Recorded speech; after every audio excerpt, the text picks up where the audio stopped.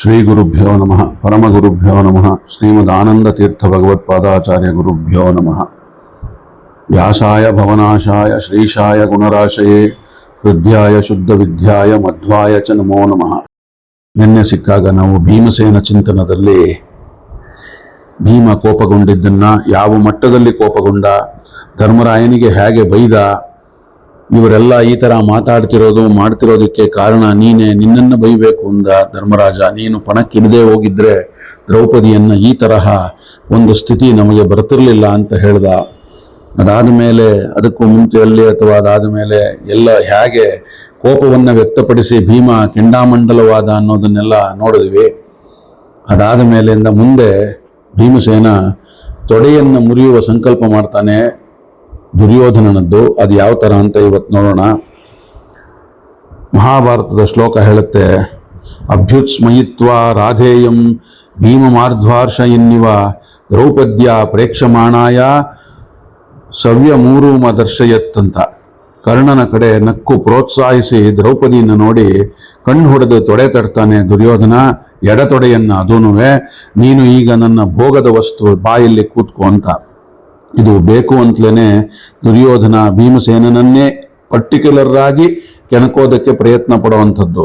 ಸಾಮಾನ್ಯವಾಗಿ ಎಡತೊಡೆಯ ಜಾಗ ಹೆಂಡತಿಯದ್ದು, ಇನ್ಯಾರೂ ಕೂಡೋ ಹಾಗಿಲ್ಲ. ಸಾಮಾನ್ಯವಾಗಿಂತ ಯಾವಾಗ್ಲೂ ಹೆಂಡತಿಯನ್ನ ಬಿಟ್ಟು ಎಡತೊಡೆ ಇನ್ಯಾರಿಗೂ ಮೀಸಲಲ್ಲ. ಬಲತೊಡೆಯಲ್ಲಿ ಯಾರೂ ಕೂಡಬಹುದು, ತಂಗಿ ಕೂಡ್ಬೋದು, ಅಕ್ಕ ಕೂಡ್ಬೋದು, ಮಕ್ಕಳು ಕೂಡ್ಬೋದು, ಯಾರು ಬೇಕಾದರೂ ಬಲತೊಡೆಯಲ್ಲಿ ಕೂಡ್ಬೋದು. ಇದನ್ನ ಗೊತ್ತಿದ್ದೇನೆ ದುರ್ಯೋಧನ ಬೇಕು ಅಂತಲೇ ಎಡತೊಡೆಯನ್ನು ತಟ್ತಾನೆ. ಹಾಗಾಗಿ ಭಾರ್ಯ ಭಾಗೋ ಮಾಮ ಇತಿ ಪ್ರಸಿದ್ಧ ಅಂತ ಅದಕ್ಕೆ ದುರ್ಯೋಧನ ಎಡತೊಡೆ ತೋರಿಸಿದ್ದು. ಈಗಲೂ ಭೀಮಸೇನ ಎದ್ದು ನಿಲ್ತಾನೆ. ಮುಂದೊಂದು ದಿನ ಯುದ್ಧ ಆದಾಗ ಹೋರಾಟದಲ್ಲಿ ಯಾವ ತೊಡೆಯನ್ನು ನೀನು ತಟ್ಟಿ ದ್ರೌಪದಿಗೆ ತೋರಿಸಿದೆಯೋ ಅದೇ ತೊಡೆಯನ್ನು ನನ್ನ ಗದೆಯಿಂದ ಮುರಿಯಲಿದ್ದೇನೆ, ಎಚ್ಚರಿಕೆ. ಒಂದು ವೇಳೆ ನಾನೇನಾದ್ರೂ ಆ ತೊಡೆಯನ್ನು ಮುರಿದೇ ಹೋಗ್ಬಿಟ್ರೆ ದುರ್ಯೋಧನ ಕೇಳು, ನನಗೆ ಪಿತೃಗಳ ಜೊತೆಗೆ ಪುಣ್ಯಲೋಕ ಪ್ರಾಪ್ತವಾಗದೆ ಹೋಗ್ಲಿ ಅಂತ ಹೇಳಿ ಅಬ್ಬರಿಸಿ ಒಂದು ಶಪಥವನ್ನ ಮಾಡ್ತಾನಲ್ಲಿ. ಇದು ಭೀಮಸೇನನಿಗೆ ತನ್ನ ಭವಿಷ್ಯದ ಮೇಲೆ ಇದ್ದಂತಹ ಒಂದು ನಂಬಿಕೆ ಅಥವಾ ಭವಿಷ್ಯದ ಬಗ್ಗೆ ಗೊತ್ತಿದ್ದಂಥದ್ದನ್ನ ತೋರಿಸ್ತೋದೆ. ಇದು ಮುಂದೇನಾಗತ್ತೆ ಅಂತ ಹೇಳಿ. ದುರ್ಯೋಧನನ ಅಸಭ್ಯತನಕ್ಕೆ ಒಂದು ಪಾರವೇ ಇರಲಿಲ್ಲ, ಲಿಮಿಟ್ಲೆಸ್ ಆಗೋಯ್ತದು. ಅವನು ಇನ್ನೂ ಕೆಣಕಲು ಅವನನ್ನ ಪ್ರಯತ್ನ ಮಾಡ್ತಾನೆ. ನಿಮ್ಮ ಗಳಸ್ಯ ಕಂಠಸ್ಯ ಸ್ನೇಹಿತ ಇದ್ದಾನಲ್ಲಪ್ಪ, ಯಾರೋ ಶ್ರೀಕೃಷ್ಣ ಪರಮಾತ್ಮ, ಅವನನ್ನು ಪಣಕ್ಕಿಟ್ಟು ಧರ್ಮರಾಜ ಆಡ್ಲಿ ಆಟನ, ಗೆದ್ರೆ ಎಲ್ಲವರನ್ನೂ ಬಿಟ್ಕೊಟ್ಬಿಡ್ತೇನೆ ಅಂತಾನೆ. ಇಷ್ಟರ ತನಕ ಭೀಮನ ಕೋಪಕ್ಕೆ ಒಂದು ಲಿಮಿಟ್ ಇತ್ತು. ಆದರೆ ಈಗ ಭಗವಂತನಿಗೆ ಅವಮಾನ ಆಗ್ತಿರೋದನ್ನ ನೋಡಿ ಅವನ ಕೋಪ ಕೆಂಡಾಮಂಡಲವಾಗಿ ತಡೆಯಲಾಗದೆ ಹೋಯಿತು. ಯಾವ ಬಾಯಿಂದ ಭಗವಂತನನ್ನು ನಿಂದಿಸಿದೆಯೋ ದುರ್ಯೋಧನ, ಆ ತಲೆಯನ್ನು ನನ್ನ ಕಾಲಿನಿಂದ ತುಳಿದು ಕೆಡವಿ ಚಚ್ಚದೆ ಬಿಡೋದಿಲ್ಲ ಅಂತ ಮತ್ತೊಂದು ಪ್ರತಿಜ್ಞೆಯನ್ನು ಮಾಡ್ತಾನೆ. ಮುಂದೆ ಧರ್ಮರಾಜ ಇದೇ ಯುದ್ಧ ಆದಾಗ ಮುಂದೆ ಏನಾಗತ್ತೆ, ಇದಕ್ಕೊಂದು ಸಾದೃಶವಾಗಿ ಯುದ್ಧವಾದಾಗ ನೆಲಕ್ಕುರುಳ್ತಾನೆ ತೊಡೆ ಮುರಿದಾಗ ದುರ್ಯೋಧನ. ಆಗ ಅವನ ತಲೆಯನ್ನು ತುಳಿಲಿಕ್ಕೆ ಹೋದಾಗ ಭೀಮ ಧರ್ಮರಾಜ ಹೇಳ್ತಾನೆ, ಕುರುವಂಶವನ್ನ ಆಳಿದ ತಲೆ ಇದು, ಅದರಿಂದ ತುಳಿಬೇಡ ತಲೆನ, ಕಿರೀಟ ಇಟ್ಟಂತ ಕುರುವಂಶದ ಕಿರೀಟ ಇಟ್ಟಂತ ತಲೆಯನ್ನ ತುಳಿಬೇಡ ಅಂತಾನೆ. ಆಗ ಭೀಮ ಕೇಳೋದಿಲ್ಲ. ಭಗವಂತನ ನಿಂದನೆ ಮಾಡಿದ ಬಾಯಿ ಇರೋಂಥ ಜಾಗ, ಇದನ್ನು ತುಳಿದೆ ಬಿಟ್ರೆ ನನಗೆ ಯಾರಿಗೂ ಒಳ್ಳೇದಾಗೋದಿಲ್ಲ, ಇದು ನಾನು ತುಳಿತೀನಿ ಅಂತ ಭೀಮ ಅದನ್ನು ತುಳಿತಾನೆ.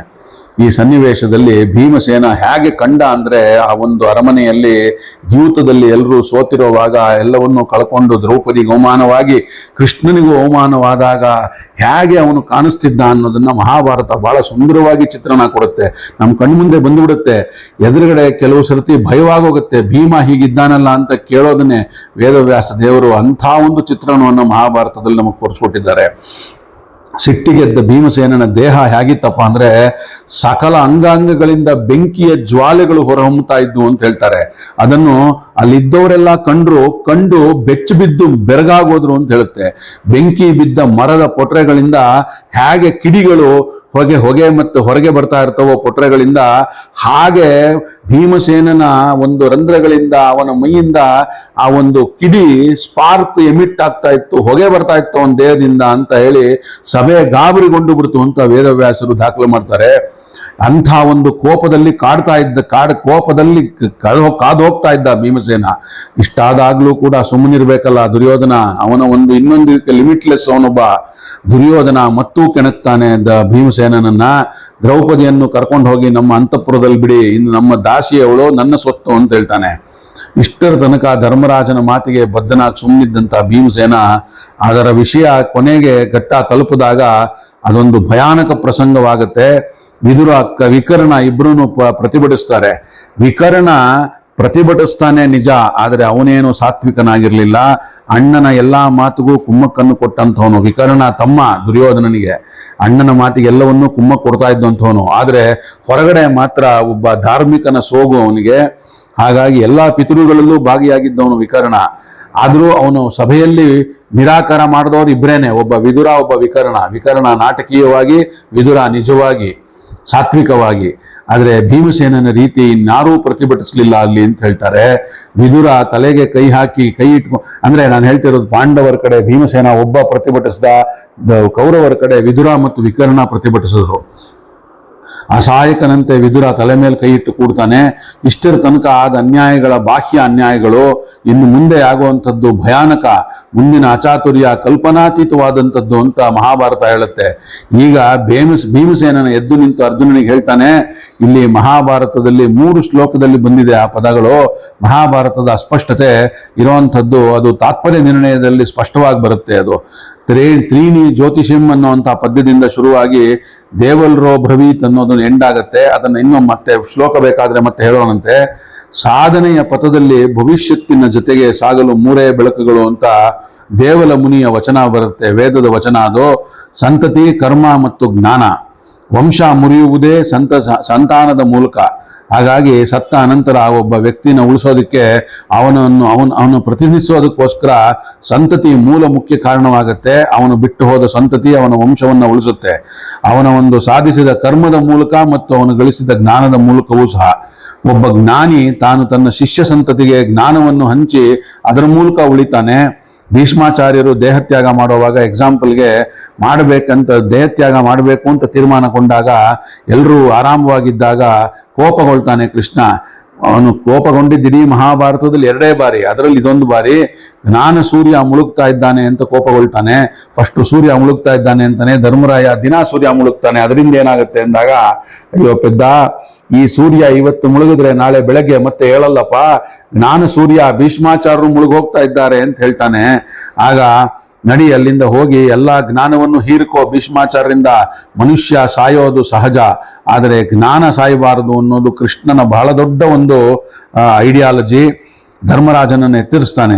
ವ್ಯಕ್ತಿಯ ಸಾವಿನ ಬಗ್ಗೆ ಚಿಂತೆ ಮಾಡಬೇಡ, ಆದರೆ ಜ್ಞಾನದ ಸಾವಿನ ಬಗ್ಗೆ ಬಹಳವಾಗಿ ಚಿಂತೆ ಮಾಡಿದಂಥವನು ಕೃಷ್ಣ.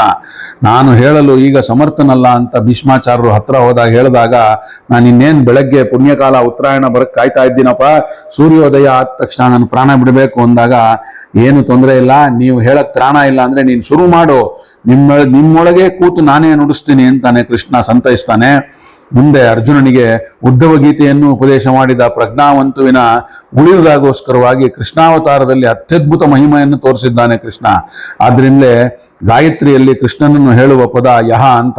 ಯಹ ಅಂದ್ರೆ ಜ್ಞಾನಾವತಾರ ಅಂತ. ಯಾಪಯತಿ ಜ್ಞಾಪಯತಿ ಅಲ್ಲದೆ ಎಂ ಅಂದ್ರೆ ವಾಯುಬೀಜ. ಅದು ಎಂ ಅನ್ನುವಂಥದ್ದು ರಾಮನಾಗಿ, ಕೃಷ್ಣನಾಗಿ, ಹನುಮಂತನಾಗಿ ಭೀಮರಿಗೆ ಆಶ್ರಯ ನೀಡಿದಂತಹ ರೂಪಗಳದು. ಅದು ಕೋಪದ ಭರದಲ್ಲೂ ಭೀಮನಿಂದ ಜ್ಞಾನಾಮೃತ ಸಾರೆ ಸುರಿಯುತ್ತೆ. ಮನುಷ್ಯ ಪ್ರೀತಿಸುವುದು ತನ್ನ ಶರೀರವನ್ನು, ಉಳಿದದ್ದನ್ನೆಲ್ಲ ಅದಕ್ಕೋಸ್ಕರವೇ ಮಾಡ್ತಾನೆ. ಈ ದೇಹದಲ್ಲಿ ಜೀವ, ಪ್ರಾಣ ಮುಂತಾದ ವಾಯುವಾಹನ ಭಗವಂತನಿದ್ದಾನೆ. ಭಗವಂತ ಮಧ್ಯಮ ಪ್ರಾಣ ಮತ್ತು ಜೀವ ಹೊರಟು ಹೋದರೆ ಏನೂ ಇಲ್ಲ ಅದರಲ್ಲಿ.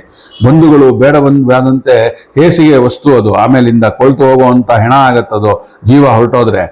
ಅದರಿಂದ ಇದನ್ನೆಲ್ಲ ಯಾಕೆ ಹೇಳ್ತಿರೋದು ಅಂತ ಮುಂದೆ ಗೊತ್ತಾಗತ್ತೆ ನಿಮಗೆ.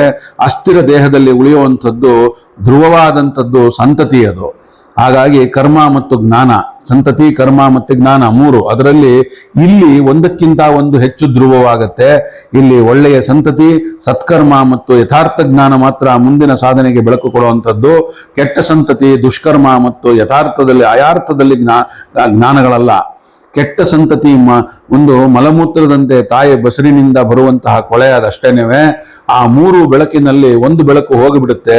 ಈಗ ಪತಿಯನ್ನು ಒಂದು ವೇಳೆ ಕೆಡಿಸಿದರೆ ಪಾತಿವ್ರತ್ಯ ಪತ್ನಿಯನ್ನು ಒಂದು ವೇಳೆ ಕೆಡಿಸಿದ್ರೆ ಪಾತಿವ್ರತ್ಯ ಭಂಗವಾಗುತ್ತೆ, ನಮ್ಮ ಸಂತತಿ ಹಾಳಾಗುತ್ತೆ ಅನ್ನೋದು ಭೀಮನ ಒಂದು ಇದು ಕಾಳಜಿ. ಅದರಿಂದ ವಂಶವೃದ್ಧಿಗೋಸ್ಕರ ನಾನೀಗ ಹೋರಾಡ್ಲೇಬೇಕು ಅಂತ ಎದ್ದು ನಿಲ್ತಾನೆ ಭೀಮ. ಇದನ್ನ ಆಗಕ್ಕೆ ಬಿಡೋದಿಲ್ಲ ನಾನು ಅಂತ.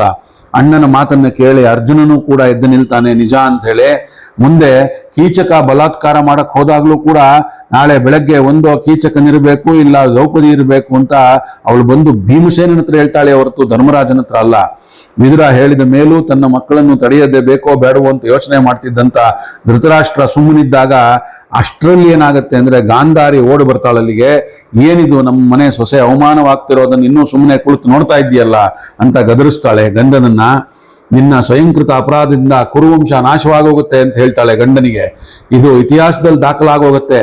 ಇಂದು ಗಾಂಧಾರಿ ಹೇಳಿದಾಗ ಧೃತರಾಷ್ಟ್ರ ಹೇಳ್ತಾನೆ, ಅಂತತಃ ಕಾಮಂ ಕುಲಸ್ಯ ಸ್ಯಾತ್ ನಾ ಶಕ್ನೋಮಿ ನಿವಾರಯಿತುಂ ಅಂತ ಹೇಳ್ತಾನೆ. ಅಂದ್ರೆ ಕುಲ ನಾಶವಾದ್ರೆ ಆಗೋಗ್ಲಿ, ನನ್ನ ಮಗನನ್ನ ತಡೆಯಕ್ಕೆ ನನ್ನ ಕೈಯಲ್ಲಿ ಸಾಧ್ಯವಿಲ್ಲ ಅಂತ ಹೇಳಿ ಕೂತು ಬಿಡ್ತಾನವನು. ಅಷ್ಟೊಂದು ದುರ್ಬಲನಾಗ್ತಾನವನು. ಪರಿಸ್ಥಿತಿ ತೀರಾ ವಿಷಮಕ್ಕೆ ಹೋದಾಗ ಕೊನೆಯ ಕ್ಷಣದಲ್ಲಿ ಏನಾಗುತ್ತೆ ಅಂದ್ರೆ ಅಸಹಾಯಕನಾಗಿ ಗಾಂಧಾರಿ ವಿದುರನ ಮಾತಿಗೆ ತಲೆಬಾಗಿ ಹೇಳ್ತಾಳೆ, ಈ ದ್ಯೂತವನ್ನ ನಾನು ರದ್ದು ಮಾಡ್ತಾ ಇದ್ದೇನೆ. ಗಾಂಧಾರಿಯಾದ ನಾನು ಮಗು ನನ್ನ ಮಕ್ಕಳನ್ನ ತಿಳಿಯದೆ ತಪ್ಪು ಮಾಡಿಬಿಟ್ರಮ್ಮ. ದ್ರೌಪದಿ ಹೇಳ್ತಾಳೆ, ದಯವಿಟ್ಟು ಅವರನ್ನ ಕ್ಷಮಿಸು, ಅಲ್ಲದೆ ನಿಮಗೆ ಬೇಕಿದ್ದ ವರಗಳನ್ನ ಕೇಳು, ಕೊಟ್ಟುಬಿಡ್ತೇನೆ ಅಂತಾಳೆ. ಆಗ ದ್ರೌಪದಿ ತನ್ನ ಗಂಡಂದಿರೋ ದಾಸ್ಯದಿಂದ ಬಿಡುಗಡೆಗೊಳ್ಳಲಿ ಅಂತಾಳೆ. ಸಂಪತ್ತು ಗಳಿಕೆ ಅದು ನಂಗೆ ಗೊತ್ತಿಲ್ಲ, ನಿಮಗೆ ಬೇಕಾದ್ರೆ ಕೊಟ್ಕೊಳ್ಳಿ, ಬೇಡದಾರ ಬಿಡಿ ಅಂತಾಳೆ.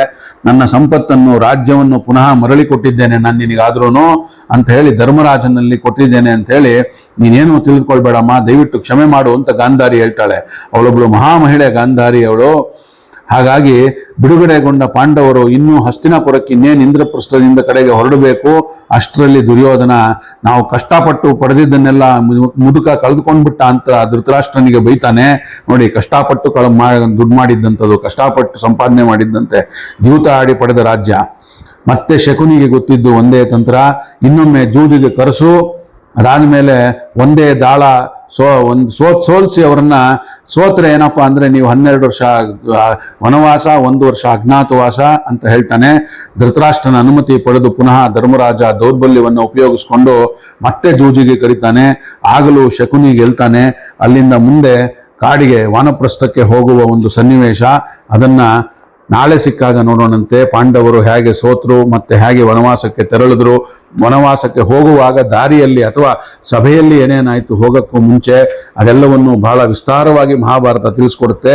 ಭೀಮಸೇನ ಯಾವ್ಯಾವ ಪ್ರತಿಜ್ಞೆಗಳನ್ನು ಮಾಡಿದ, ಭೌಮ್ಯಾಚಾರ್ಯರು ಏನ್ ಮಾಡಿದ್ರು, ಅಲ್ಲಿ ಭೌಮ್ಯಾಚಾರ್ಯರು ಅನ್ನೋರು ಪಾಂಡವರ ಹಿತಚಿಂತಕರು, ಅವರು ಆ ಸಭೆಯಲ್ಲಿರ್ತಾರೆ, ಅವ್ರೇನ್ ಮಾಡಿದ್ರು ಅಲ್ಲಿ, ಇವೆಲ್ಲವನ್ನು ನಾಳೆ ದಿನ ಸಿಕ್ಕಾಗ ನೋಡೋಣ.